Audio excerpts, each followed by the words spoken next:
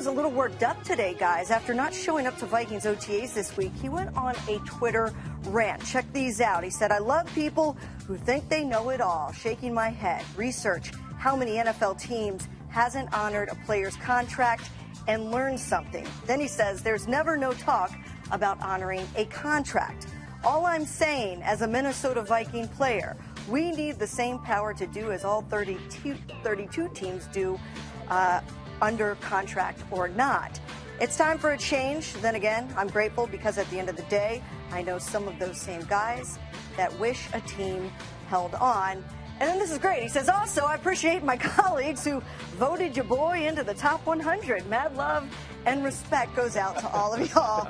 God bless." So he's very happy to be on NFL Network's top 100 list. Very upset about everything else going on Much love right for us. now. Your first reaction, at least mine was when I saw this, was, you know what, he has a point in what he's saying about the contract. But my second reaction was these contracts and the way they're formatted are agreed upon by the collective bargaining agreement. And so if you've got a problem, call your player rep because, this is something the players agreed upon. Yeah. But do we look at this and what he's saying, Sean, and say, wow, I mean, his relationship between him and the Vikings, I mean, how can they possibly make nice?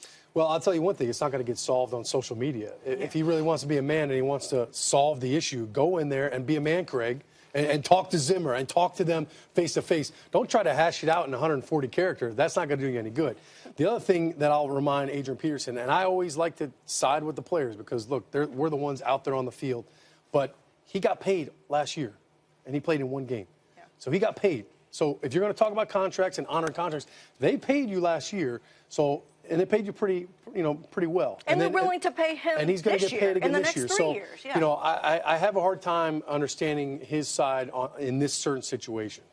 I know what he's talking about, and it sounds really good. But just like you said, he's still going to get paid. I just don't think he wants to be there. Yeah. Plain and simple. He is ready to move on. He is ready to go to another team. Yeah. But his team now, the Vikings, they know how good he is. Yeah. And to talk about him being number 62 or whatever it was, that's pretty much out of sight, out of mind from last year. He wasn't playing, so guys kind of pushed him down the list a little bit. Yeah. He's still a great running back. He's at least in the top 3 of running backs. So he'll still get paid wherever he's at. But I think he just wants to get out. For AD, I mean, he's been in the NFL long enough to know that, you're one play away from being on another team anyways. Mm-hmm. And you know what? Go out there. Handle your business. And you know what? By week 3, he'll get over all this stuff and they'll move on. Yeah. Well, it sounds like the Vikings aren't backing down. And one of the reasons that he might not be traded, even if the Vikings wanted to, is because of that big contract that he is due. So that's the irony in all of this.